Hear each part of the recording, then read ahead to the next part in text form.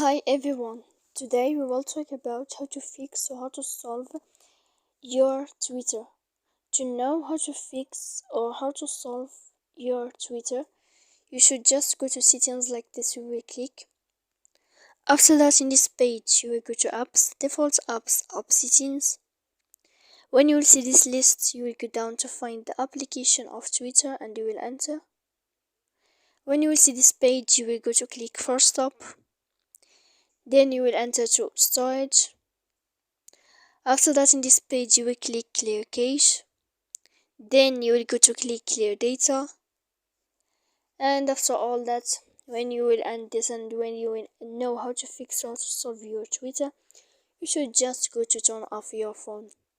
So please don't forget to support us by like and subscribe. See you next time in another video, and thank you for watching.